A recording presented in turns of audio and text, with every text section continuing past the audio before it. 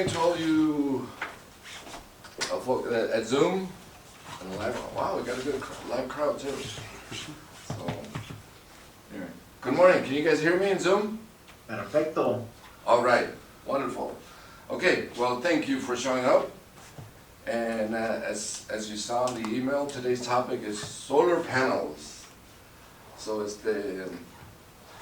solar panels has gotten a bad rap from all of it because I think the main reason is that it's once you understand it, it's not so bad. It's just knowing, it's just like anything new that we come across, like, oh, especially if they hit us by surprise on our transaction, whether it be in a refinance or a purchase. If they hit us by surprise, then okay. And if the borrower or seller in a purchase transaction, they don't say anything, so how, and if they're not mentioned in the purchase agreement, so how do we know about them? What's two, prelim and appraisal. Prelim and appraisal, okay. So yeah, either of those two, I mean, they'll show up somewhere. But usually on a purchase transaction, I mean, the listing agent will make some mention of it. So, but again, so once, I think that after today, once you get a clear understanding of solar panels, you won't be afraid of like, okay, I know what to do. It just may seem confusing at first, but not all. There's in solar panels, there's really, so I'll switch over to the whiteboard, and there's really only, if you see solar on your transaction, it could be either one of three. Either it's gonna be a lease solar panel, it's gonna be I'll just put for short, PPP, which stands for Power Purchase Agreement, or it's going to be a purchase.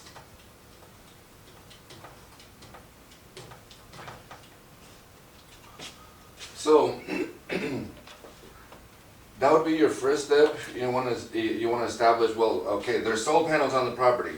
Well, what is it? The first thing you want to do is you probably want to see the contract. So you want to ask that up front, and the contracts, I know, we don't like to go through contracts, and especially if they're 100 pages long. It's I don't know what the hell this is. Let's just submit it to underwriting and see what an underwriter tells me. This has been our approach, I think, for most of us, right? So, well, I don't know. Let's just submit it and see what the basically we're leaving it up to Phil. Phil, you figure it out. You tell us what we need. Give us a condition us. So, and Phil has been nice about it. Give you a condition. Now, I remember when we had the other underwriters, they were also very thorough. They would say something was solar, and they would list all they would just make it a lot more confusing for us, because they would list, there's solar panels. So they would basically give you a list on the condition, well, if it's a lease, I need this. If it's a GP, I need this. And then, so you have a big condition, like, what? That's what made it confusing, but it's really a simplified process, okay? We're gonna take a look at a couple of those documents so you can see that it's really not, nothing out of this world. But let's just say in a purchase transaction, you look at a contract. So then the first thing you want to determine, okay, which one of these three is it? Is this a lease? Okay, let's just say that we run into a lease. What are the requirements from the lender if it's a lease? Okay, a lease means what? The homeowner is leasing the solar equipment, right? So the actual equipment, they're leasing it to provide a service for them, which is electricity, for their home, for a utility. So in a sense, that should not affect the buyer. It's a utility, and cost of utilities are not included in the principal, interest, taxes, insurance, so it's not part of your DTI for the most part. So, the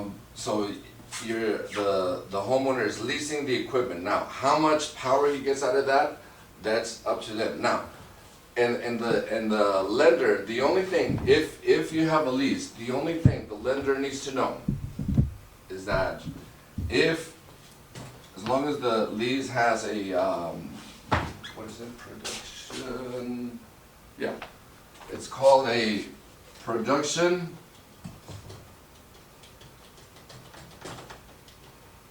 guarantee.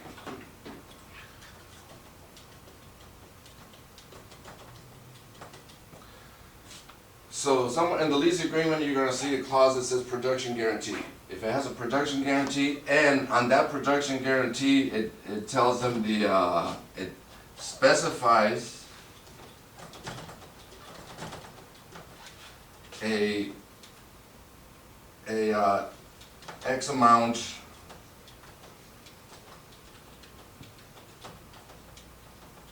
of energy produced. So as long as it has these two things, production guarantee, which specifies a certain amount of energy produced, then it doesn't matter if that lease is $1,000 a month, whatever, it is not going to be part of your DTI. Okay, it's not going to affect you. Okay, very similar with a power production. What was this again? Sorry, power purchase agreement. Okay. Now this one, this power purchase agreement, maybe this is a name. Okay. So on a power purchase agreement, all you're doing, homeowner is solely choosing to buy its power from the solar company, as opposed to DWP or Southern California Edison, whatever it may be in their area in Southern California. So if that's the case, then again, same thing. On that one, they do not need a production guarantee or any of this. As long as this says that all you're doing is purchasing, getting your electricity from us, then we're good to go. So it does not go on the DTIE either. Does not affect DTI. So you're good there too. Okay. And this one is very easy. Once you look at a contract, you'll be able to see whether it's a lease or a power purchase agreement.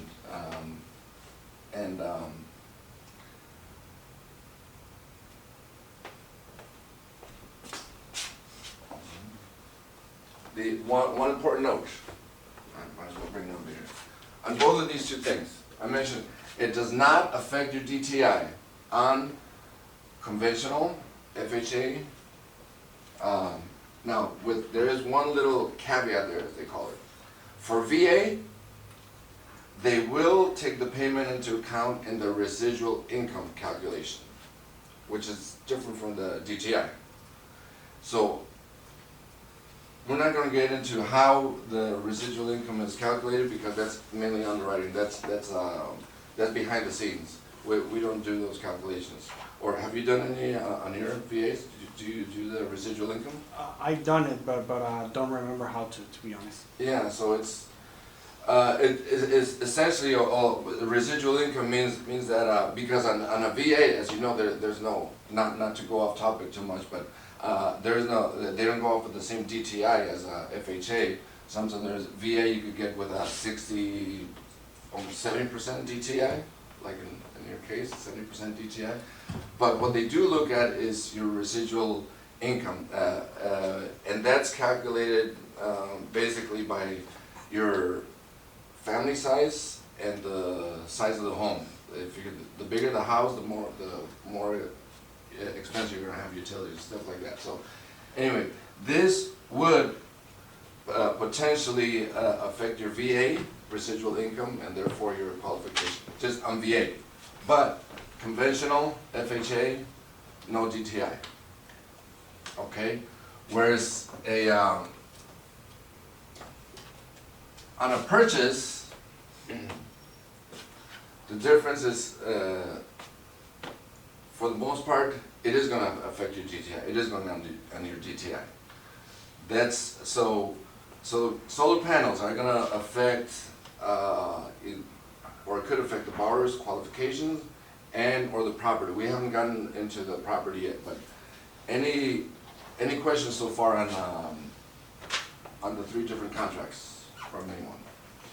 Up to this point. We'll get into the prelim and how it affects the property in a minute, but. You mentioned that once you see the contract, it's pretty easy to notice which of the 3 is.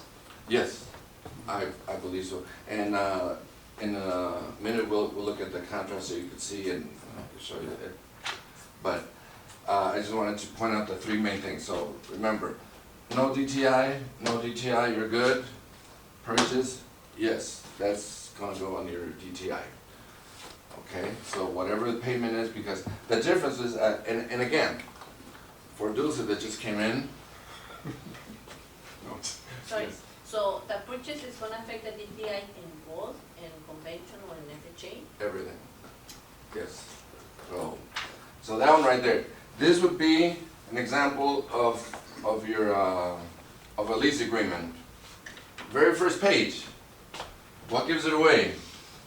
Lease system. So like that, it's just this is how many pages? Like 30. This is 38 pages, but in reality, we don't need to go through the whole thing. Okay. I could use a keyboard for that, right? Dawson? Yeah. Okay, wonderful.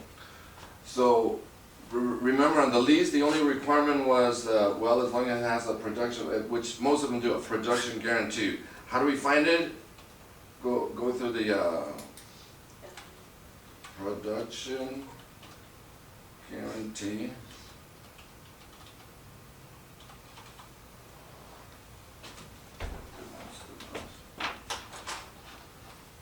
Okay. So look at that. I don't know if you see, there's 15 items related, and look at, see, it tells you right there, provide a production guarantee. So that almost right there gives it away. Say, you know what, you're good. But if you want to see what the production guarantee looks like, there it is. Here's the production guarantee, and here's the specific, here's what they guarantee, because it has to have, here's my guarantee, and my system is going to deliver at least this amount of energy. So that's it. Once you have this, then, like I said, you're good. With, we're back on? No, I'm on Zoom. Oh, okay. Got it. So that's as far as a lease is concerned. Okay. The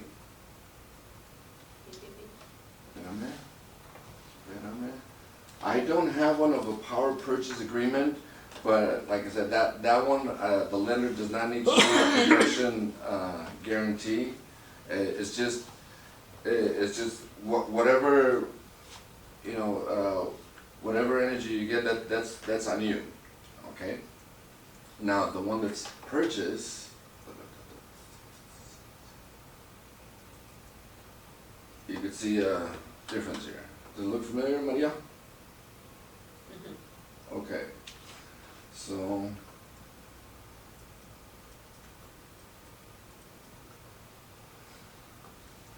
this one, let's see, there's 31 pages, and you know, how do we know if it's a purchase or a lease? Well, this doesn't say a lease, so do we want to assume it's a purchase? Once we see the payment terms, then we'll know it's a purchase, because if there's a loan on it, with, you know, this is the same stuff we see on our loan, so that means that it does have a loan. If there is a loan with terms on it, then it is a purchase. Okay, I'm trying to look for the truth, here you go, truth in lending. I think this is the main thing that will give it away.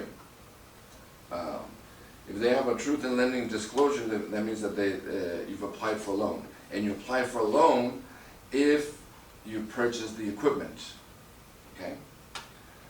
You wouldn't apply for a loan if it was a lease, because that's just a monthly thing, and or a power purchase agreement. So let's go to back to the whiteboard for a second, come back to this. So, yes, DTI. Okay, so now the big issue is when, let's say I'm a solar company, and I go to the homeowner and I lease systems. Okay, so I pay for the equipment, I have everything. So I go to the homeowner, basically tell me, you know what, this is going to produce more energy than DWP, or you could have unlimited energy, and I'm just going to charge you, I don't know, $150 a month. And that would be a lease. That's our agreement. So they agree. I put my equipment on your property, and that equipment is going to generate, whatever electricity, as much sun as you could get, and whatever. That's all on you. Okay. All I need is just I'm just leasing you the equipment for $150 a month. Okay. Great. Okay. So that's this one.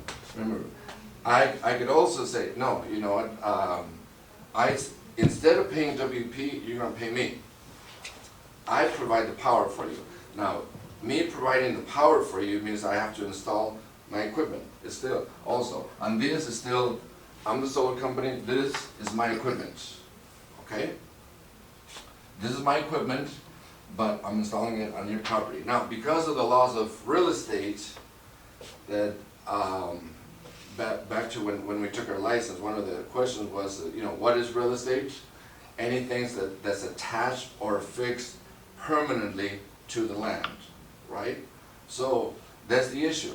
I have equipment, but it's going on your property, but it's going to be attached to your house, your property, whatever. As long as it's on your property, even it could be in your backyard.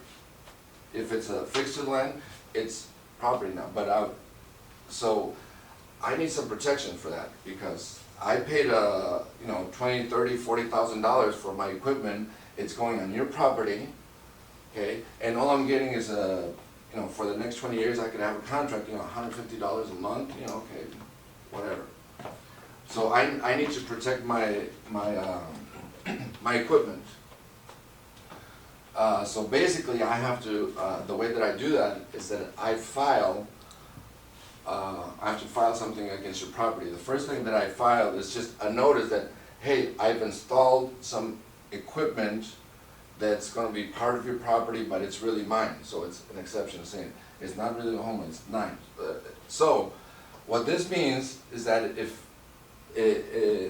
essentially, if you have on a property a lease or power purchase agreement, and you have solar panels, when the appraiser goes out there, the appraiser also needs to know, well, what is it? So they should make a difference and notate whether it's a lease, purchase, power purchase, or purchase. Because if it's a lease or power purchase, that those panels are, even though they're on the property, but they're not going to be considered part of the valuation of the property. Okay? Because they belong to a solar company. Yes, they're part of the property, but they don't belong to them. So they will exclude that from their valuation. Okay? On a purchase, on the other hand, yeah, they're going to give you value for you. If the appraiser finds out that, okay, these are purchased, whether financed or not, at that point is irrelevant. They will be considered as part of the property and given the value. What I mean by that, let's switch quickly to, can I switch right here? I think I can, yeah. Okay, so, can anyone tell me from this appraisal whether this subject property has a lease or purchase? Deja hacer más grande. Okay, so this is an appraiser going out to the property with solar panels. This is, yeah? Thank you. Okay. So anyway, yeah, this one says lease. So, no, how about the next question? How can you tell if the appraiser is taking the subject property into consideration as far as giving the solar panel value? How can you tell? Let's say these letters were not there. Because of the adjustments. Very good. See, that's why he's the broker. See, you got what they do, and again, not to go off too much off topic here, but on an appraisal, this is another way you can tell. Your subject property is compared with 3 other properties, compared with 1, 2, and 3. What we see here, as I highlighted, is that comparables number 2 also has leaf solar panels on it, but comparable number, I'm sorry, that was comparable number 1. Comparable number 2 and 3 also have solar panels, but they have, but they're purchased, they're owned.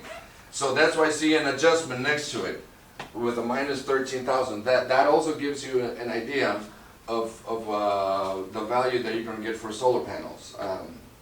You know, so even though the owner could have paid $50,000 for their solar panels, that's great. But once they're on the property installed, and you know, this is the value you're getting for them, right? So that's why it's, since these are owned, I mean, to make it comparable to your subject property, that's why it shows a negative number here. That's what that says. If it was the other way around, if this was a purchase and these were these, then this would be a plus over here. But anyway, that's reading appraisals. But again, here's another area where you can see, in case you don't see anything, because it is possible that nothing will show up on the prelim, but you'll see it on the appraisal. This would be unlikely. Something like this would be on the prelim. But if it's, let's say if it was free and clear, it would be owned right here, and you wouldn't see anything on the prelim, because if it's free and clear and everybody did what they're supposed to, there's no UCC1 filed and whatever, so you know, nothing on the prelim, just on the appraisal. This would be enough for underwriting, okay? So if on your appraisal, there is solar panels, it is purchased, there is no prelim, no nothing, so you're good. Yeah, there's no financing, so no DTI hit, no nothing. You're clear. How does the lender know that they're owned, but they're fully paid off? Because again, going back to, I would like to say common sense. Well, one second before I lose that train of thought. But again, if I'm the power company, and I've installed these panels and there's a balance owed, there's going to be something On the prelim. on the property. So there's going to be something. So it's going to show up on the prelim. Okay. Right? So yes. Okay, I have a situation where the solar panels will back cash, so they ask you for proof they were paid. So that's how the lender knows they're paid. What, They was can it a prove. recent purchase or was it like from? No, like a year ago. Maybe I would say that's over. Well, But they asked me for proof. reason. I mean, I'd say 1 year is still recent as far as Yeah, you know, because there was no prelim, it says Yeah. purchase, and they want to make sure that they know, because sometimes you can push in, and they're not showing on the credit report, but you're still making payments. Mhm. So they want to prove that they're paid off, you know, so they ask you like how you pay for it. Okay. So again, going back to the situation where I'm the solar company, so now we know how it's going to affect, or when it's going to affect the DTI. Now we're going at how it affects the property and or value. Okay. So if I'm the power company and it's one of these two, then you know those solar panels are just there, but they're not part of the valuation of the property. Okay. And I file a document saying that I have equipment there. No, That's one document, not that. And then, if there's financing involved, which most likely it is because I'm gonna be getting payment for this, I also file it's called a UCC1, okay? Which, financing statement, which basically, we'll get into that in a second. But, well, actually, let's take a look at that.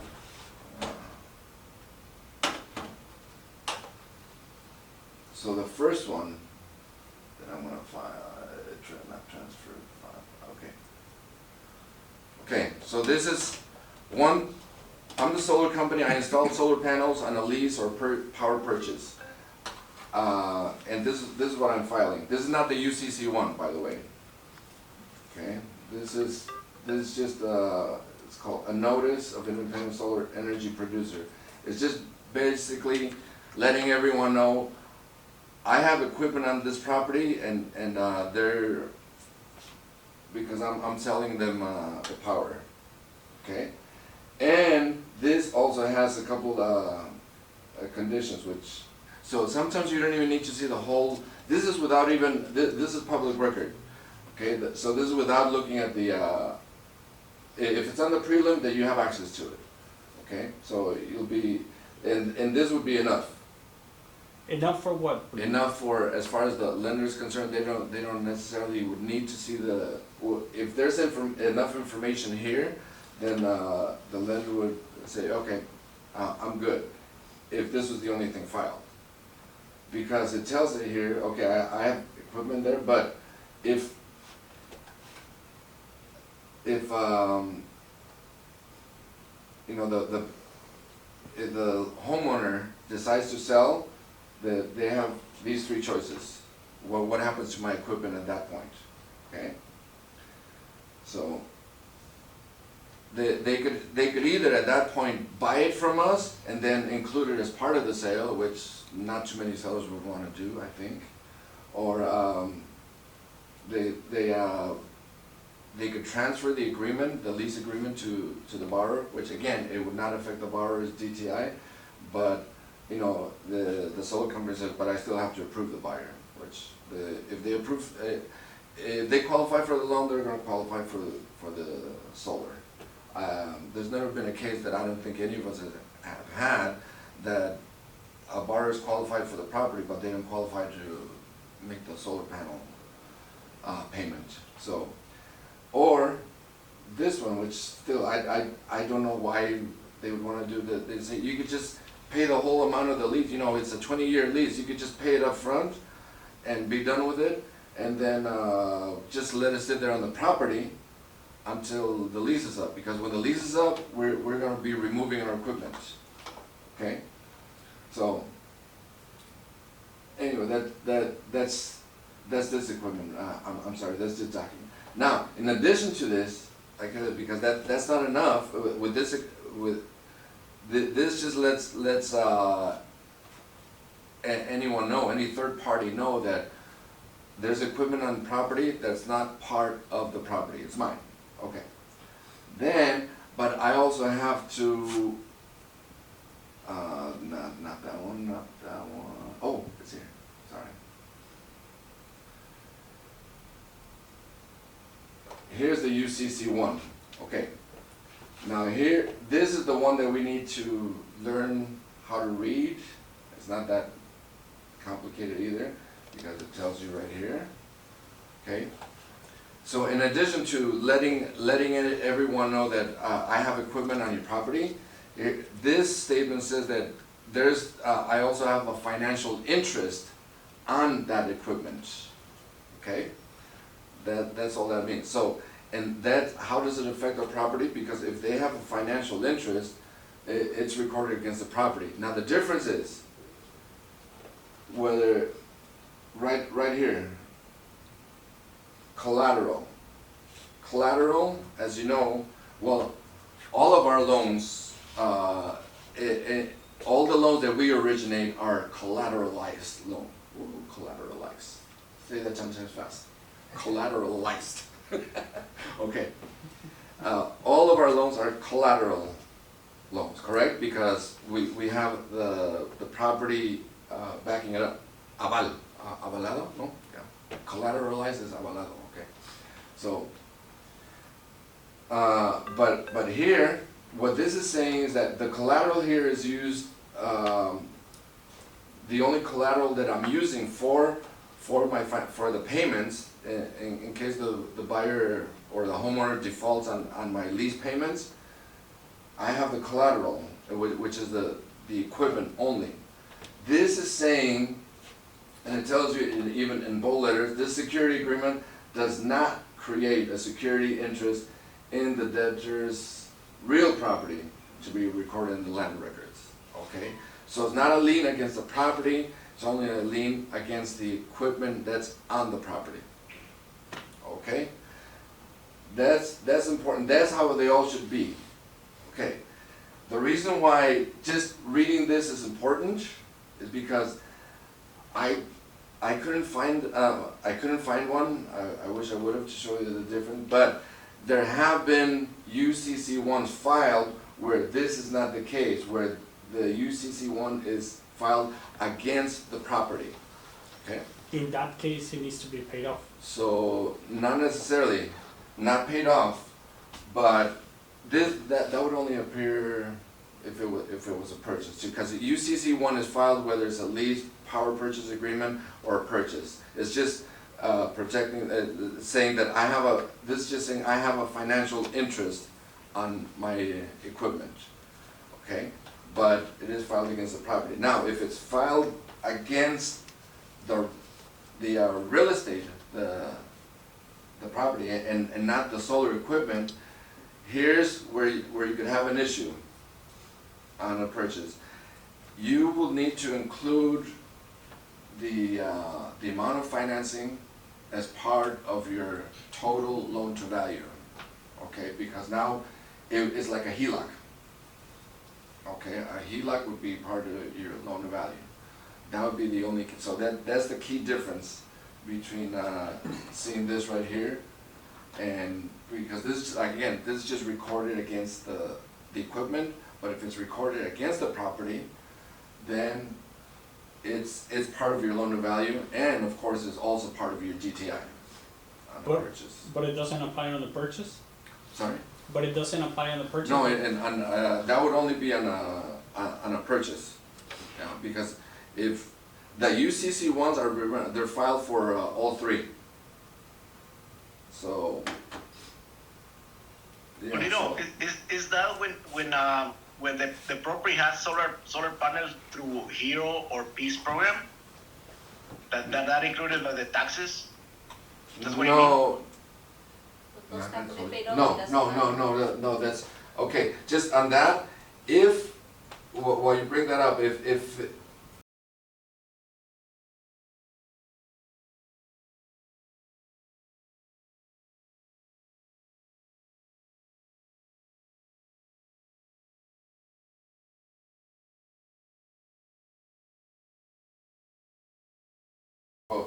so this would apply mainly on, yeah, but they apply to both, I guess, yeah.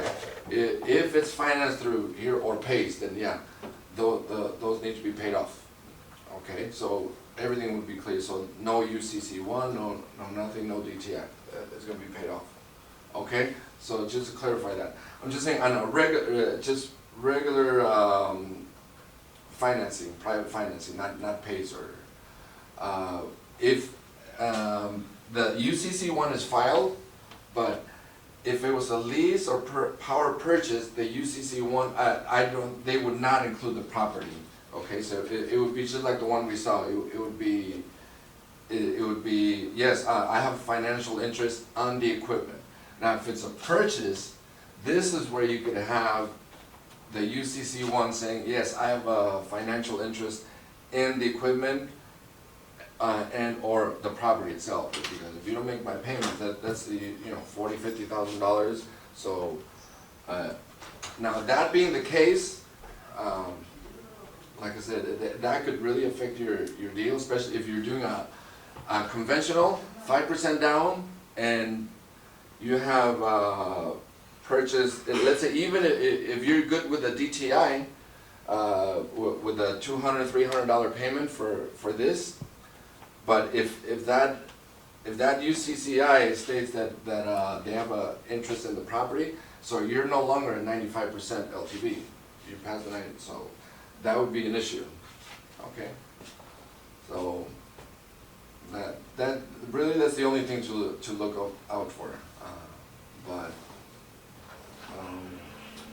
unless I miss anything, let's see. Do all the Zoomers understand that? Because you guys miss a lot in Zoom, so Do all the Zoomers understand the purchase, what Pulido said? A little bit confused. You're confused? You're confused? So Okay. think about it Yeah, as a... 'cause we didn't hear anything about PPA and purchases when you were talking about it. Uh-huh. So we used In the the beginning. sound stops when you finish the leasing. Okay, so what Pulido is You want this? explaining is... No, it doesn't work. oh, this doesn't work? I don't think so. What the hell? What Pulido is explaining is there's three types of solar panels: the lease, the PPA, and the purchase.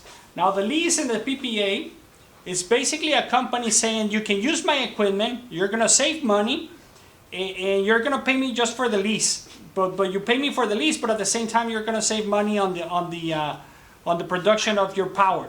So if your power bill, if you don't have solar panels and your power bill is $300 a month. Now, if you lease it, it's going to cost you $150 the lease, but then you're going to pay $100 in your power bill because you're using the solar energy for say. So because of that, it's not included in your solar panel. It's not included on your DTIs because of that. But you don't own the equipment. So you're just saving money, but you're paying for the lease. But the way that the bank sees it is that it's your utility bill. So it's the same thing as your utility bill. Whether it's more or less, it's your utility bill, so we don't include it in your DTIs. Now, if it's a purchase, then what you're doing is that you're saving money, but at the same time, you're purchasing an equipment that you're attaching to the property. So it's your equipment, and you're saving money. So because it's your equipment and you're paying for it, then it needs to be included on your DTI. What Pulido just threw a curve to us, think about it, that is a pool.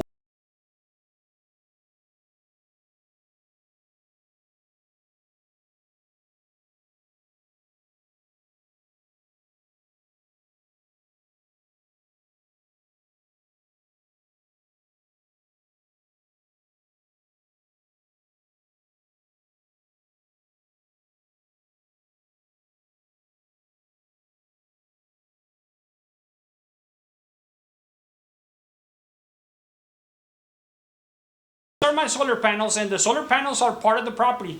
If they're part of the property and there is a loan, and you're going to continue with that loan, it's part of your CLTV, your combined LTV. Does it make sense? Okay, that now makes sense. So if it is purchased, but it's gonna be financed, right? If it is purchased totally cash, so that doesn't matter. That is correct. If it's purchased, if there's a loan, and the company, the solar panel says that equipment is part of the property, is real estate, then you have to include it on your combined LTV. Okay, now it's clear. All right, I'm glad. Okay, what about in the middle one, the PPA or PPP or PP, whatever? The PPA is just a company. Pretend that it's a company that says, hey, Gonzalo, I'm going to give you water that is clear water. The equipment is mine, but just to give you clear water, I'm going to charge you $20 a month. So that is the same thing here. It's a company that's saying, hey, we're going to give you power, but instead of the power from DWP, it's power from the solar. Now, in order for me to give you that power, I'm going to install the equipment there, but I'm just going to, the equipment is mine. It's not part of your property, but you're going to pay me for the power that you're using. The power that I'm generating, you're going to pay for that. So it's the same as your utility bill, so you don't have to pay it off, and it's not part of your DTIs or part of your LTV. Okay, just to be clear, so lease and PPA is not usually 99% is not included in your DTI, just purchase. That is correct. That is correct. Okay. And they're very similar. The lease and the PPA is very similar. It's just a contract Okay. difference. Okay. All right then. So we're up to date. Okay. So now the issue always comes in where we have is with a UCC1. Now a UCC1, I could erase this, right? Yes, thank you. Okay.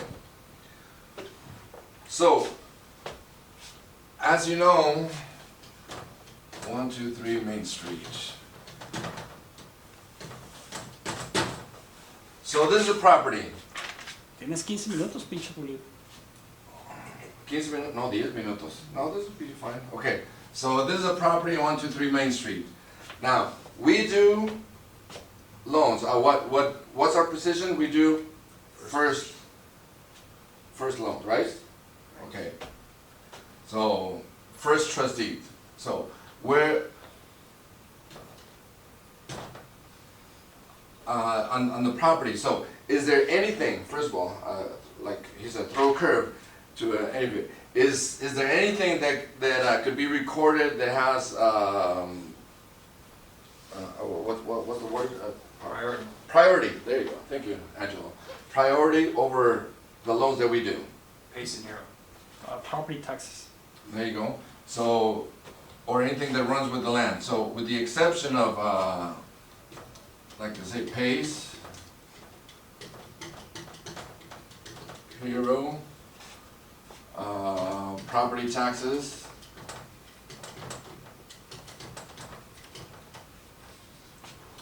okay, that there would be. Then it's really us. Then I'm just gonna put us. Okay, then it's our loan. Okay.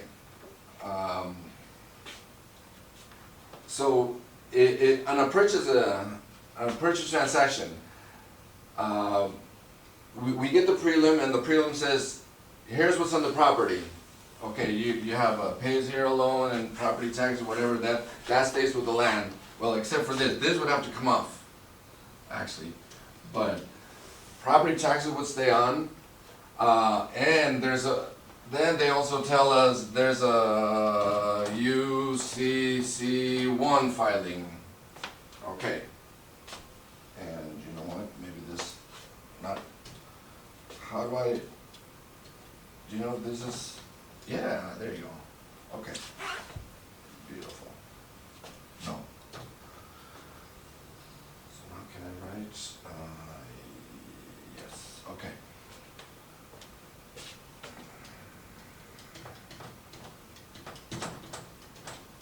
There, makes it not just us. Okay, so we're in a purchase.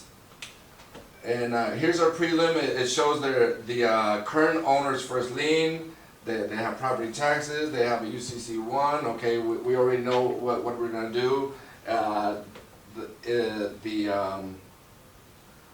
The payment of the solar panels is part of our DTI. We're still good to go.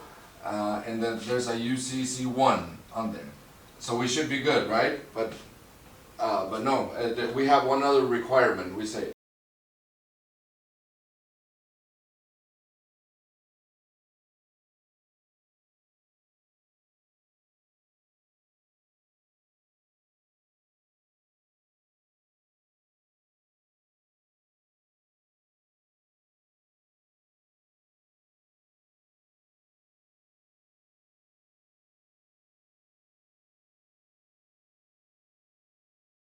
escrow closes, that stays on, that stays on. If this was to stay on, we would be right here. We're not concerned about this one because this one is gonna fall off with the reconveyance that they're gonna get. So we already know that technically at the close of escrow, we're not in first position, okay? But we're going to be once this comes off. And it's going to come off because at closing they're going to get paid off and they get their reconveyance. So we're not concerned about that. So once this gets paid off, so this automatically moves up. So we can't have us still be over here. Okay? We said, no, we can't have a UCC over here because this would actually become the first lien. if that stays on. Okay, so we require that, no, this needs to be terminated. But the solar company's gonna say, well, no, I'm not gonna lose it, but it's a simple process, okay? If everything's been agreed on, yeah, you have a transfer agreement, you're good with your buyer, then they have no problem removing this. They'll say, okay, they'll remove it, and as soon as you close escrow, they're gonna put it back. But when they put it back, it's okay, because now it's gonna be over here. UCC1. Here's us, and here's them. So this is gonna be eliminated, this is gonna be eliminated, so everything's gonna be one. So we're good, right? So that's the only thing we need to remember, just with the UCC1. So UCC3. And the document that terminates this is called the UCC3. So that's all. But the solar companies know that. All you gotta do is just tell them we need a termination agreement, and they'll provide it. And Question. sometimes, yes. Sorry, who takes care of that? Escrow or us? Escrow. You get escrow, well, if you have the solar company's information, escrow will contact them, and then they Pulido. say, oh yeah, they'll do it, but $500. Hold on, Gonzalo, hold on. They charge up to like, I've seen them charge up to like $500 just to remove this and then put it back later. Yeah, go ahead, Gonzalo. Pulido, I think in the Zoom we missed the part the UCC one means. What is that? I know it's in the prelim, but what is that? Okay, so UCC1 is just UCC stands for Uniform Commercial Code, but whatever. Basically it's a financing statement. It's the way that the solar company or any other company for that matter uses to file against the property when they have a financial interest in something that they, whether it be solar panels or like Oscar mentioned, somebody installed a pool or something like that. If that pool is financed, they could also file a UCC1. Okay, so not necessarily UCC1 is not exclusively for solar panels. It's just basically the owner, the contractor, protecting themselves. Say, I have a financial interest in either the equipment or work that I did on the property. Okay, that's all the UCC1 means. What Pulido is trying to explain is that UCC1 is part of a kind of like a second lien, a third lien. So it's a lien on the property, kind of. So when you sell the property, the mortgage of the seller has to be eliminated, and the UCC1 from the previous seller, it has to be also terminated, because then we're creating another mortgage, and the mortgage is going to be the first lien, and then another UCC1 for the new owner. So the previous UCC1 for the seller, it has to be terminated. That's what Pulido is trying to explain. Okay, so and Oscar, just to complete that idea. So that's what is happening right now with the cases that one of us make a loan with a solar panel. They asking for the contract to put how much they pay, and the new owner sign a new contract, right? So it's basically like that. Yes, that's a transfer. Okay, thank you. And usually escrow takes care of it. Now the real estate agents have to be involved, but usually it's taken care of by the escrow. Okay, just clear for me. got it. Okay, so there are some cases when you run into some pain in the ass solar companies that say, no, we're not going to remove it. You know, in the case of a purchase, say we just transferred to a new owner. I mean, so leave it alone. Okay, if that's the case, the alternate way is that you need to get title to give you an endorsement.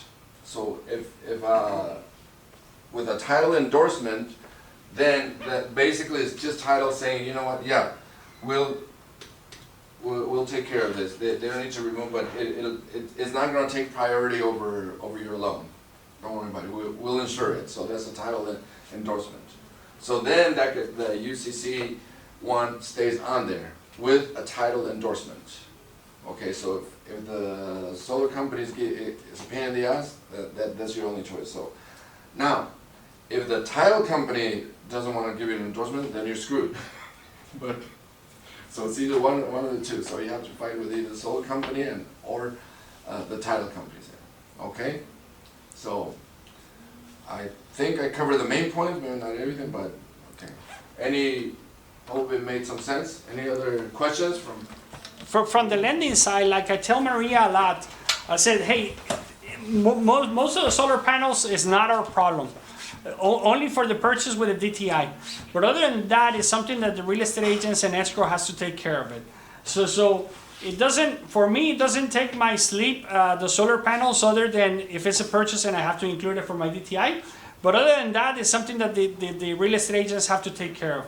Now, it is good that you understand how this works, like Pulido said, the UCC ones and everything, because there's a patito, ugly ducky solar panel that doesn't want to remove the UCC. Then you have to talk to title. Who selects the title? And the escrow company is the listing agent, so they need to talk to escrow, they need to talk to title, and they need to have an endorsement from titles just saying, hey, it doesn't matter, it's not going to be the first lien. But it's usually taken care of by the real estate agents. Now, but it's always good that you understand how it works, because sometimes real estate agents don't know how it works. Questions? That's fine. We're all good? Okay. All right. Well, thank you guys for your participation. So Pulido, just to recap, Yes. the three types of contracts, they don't need to be paid off. Only the PACE and the HERO. Correct. Yeah. And not necessarily solar panel. I guess any PACE, because PACE and HERO for like any other home improvements, windows, whatever. Yeah. Does anybody don't know what a PACE and a HERO loan is? Yes. Yes, you Yes, don't I know, do. or yes, you do know? Yes, I do know. All right. Okay, Oscar Pulido, it's no more any base hero new ones, right? Just the base on the hero loans was in the past 3 years, right? It's not a new program right now, right? No. We don't get too much properties with PACE and HERO loans anymore, but I'm assuming that they're not giving those types of loans. I mean, if there's a PACE and a HERO on the property, then it needs to be paid off. Okay. Just like Pulido said, PACE and HERO are paid through the property taxes.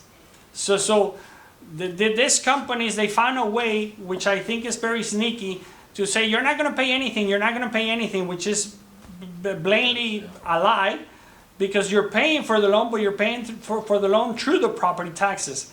Now, the property taxes always take priority on a case of a foreclosure, that they need to be paid first. So property taxes is kind of like the first lien. If there's a foreclosure, the first company that you pay is property taxes, the government. So if you have a HERO or a PACE loan that is paid through the property taxes in your property tax bill, then the mortgage says, well, I don't want this company, this ugly ducky company, having first priority over my loan. So that one I'm not going to finance unless it's paid off in full. The same thing with a refinance. It's weird that you can do it after you take the mortgage, but once you take a new mortgage, the new mortgage doesn't want to do it. It needs to be paid off. That's the reason. There you go. And we did it all under an hour. Okay, questions?